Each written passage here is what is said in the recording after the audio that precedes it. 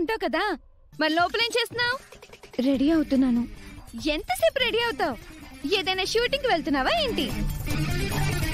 నువ్వు మీ అమ్మ ట్రై చేయండి, మంచి నెగిటివ్ క్యారెక్టర్స్ పడతాయి. ఎందుకయ్యా మిడిచి పడుతుంటావు? నోరు ఊరికే ఉండదా? ఏదో ఒకటి బాగుతూనే ఉంటావు. పదమ్మా వెళ్దాం.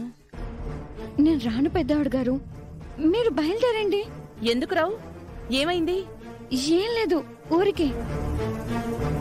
శౌర్య అన్నట్టు తగుదునమ్మా అంటూ ప్రతి దాంట్లో ముందుంటావు కదా, ఇప్పుడు అందరితో కలిసి రావడానికి ఏం మాయరోగం? కొంచెం నీరసంగా ఉంది. ఇది కావాలనే వంక చెప్తుంది. నువ్వేం వేషాలు వేయకు. పండగ తర్వాత ఆడవాళ్లందరికీ జగన్మోహిని మాత పరీక్ష పెడుతుంది. అందులో నువ్వు కూడా ఉండాలి.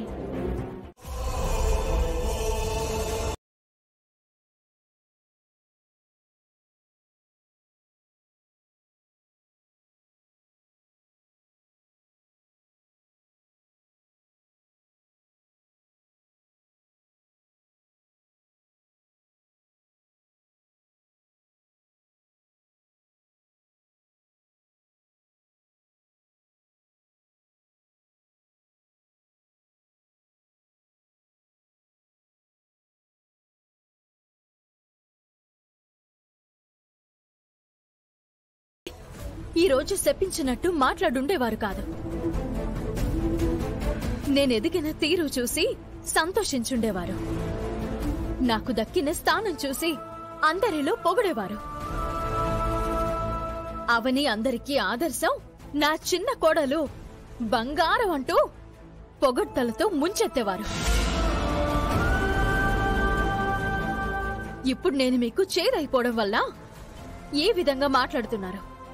ఇదెంతవరకు న్యాయమో మీరే ఆత్మ పరిశీలన చేసుకోండి. ఇక్కడున్నారా? కోడలు కాని కోడలతో ఏం మాట్లాడుతున్నారత్తయ్యా? కారులు మేడలు చూసుకుని తన భవిష్యత్తు బంగారంలో ఉంటుందని కలలు గంటుంది కదా. మరో గంట తర్వాత తన భవిష్యత్తు ఎలా ఉండబోతుందో కళ్ళకు కట్టినట్టు వివరించాను. అయిపోయిందత్తయ్యా. ఈ రోజుతో అవని కథ మరో రకంగా తిరగబోతోంది. జగన్మోహిని మాత బయలుదేరింది, మరి కాసేపట్లో వచ్చేస్తుంది. ఈలోపు మనకు అవనితో ఆర్గ్యుమెంట్స్ ఎందుకు? పదండి వెళ్దాం.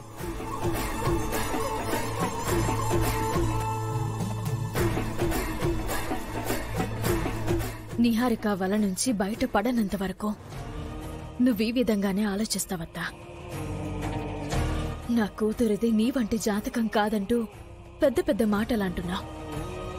నిజానిజాలు మీకు తొందరలోనే తెలుస్తాయి. అమ్మవారు నీ దగ్గరికి ఎవరితో వస్తుందో ఆ అమ్మవారే చూసుకుంటుంది.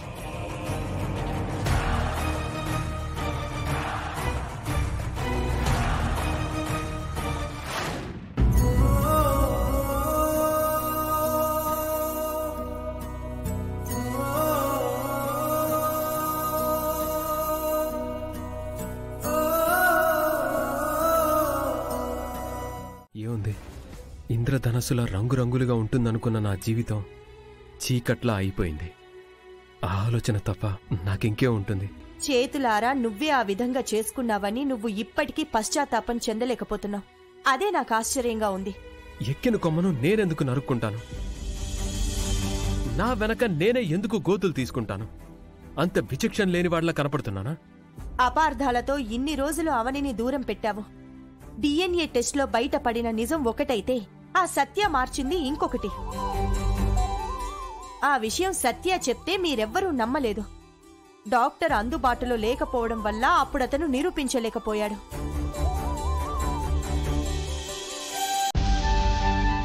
ఆ రిపోర్ట్స్ లో అక్షయ నీ కూతురను వచ్చింది అన్నది ఆధారాలతో సహా నిరూపిస్తే నువ్వు అవనిని నమ్ముతావా? అవనిని దగ్గరికి తీసుకొని నీ ఇంటికి తీసుకొని వెళ్తావా?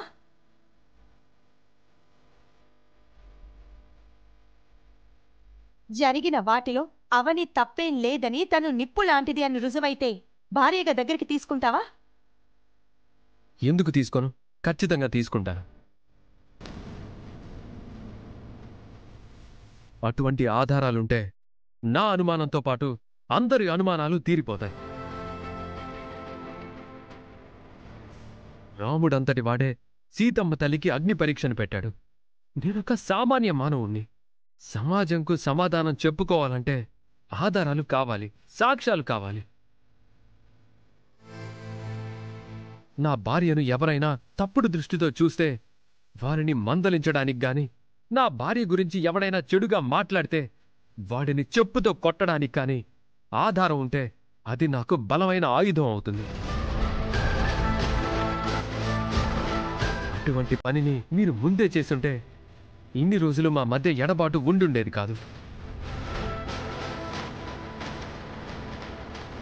అవనిని వదిలేసి దూరంగా ఉండటం నాకు ఎంతో కష్టంగా ఉంది.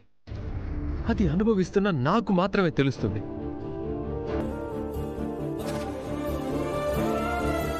బయటకు చెప్పుకుంటే బాధ కొంతైనా తీరుతుందని అంటారు.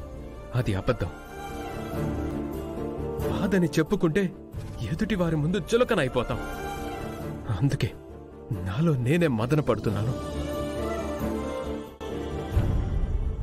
దగ్గరగా ఉన్న వారిని దూరం చేసే బలం అనుమానానికుంటే, దూరంగా ఉన్న వారిని దగ్గర చేసే శక్తి నిజానికుంటుంది. నిజమేంటో నాకు తెలియజేయండి. అవని కాళ్ళు పట్టుకొని క్షమించమని అడుగుతాను. అవని చేతులు పట్టుకొని నా చెంపలు వాయించుకుంటాను. అవనిని నెత్తి మీద పెట్టుకొని నా ఇంటికి తీసుకెళ్తాను. అయితే ఈరోజు ఆ నిజం నీకు తెలుస్తుంది.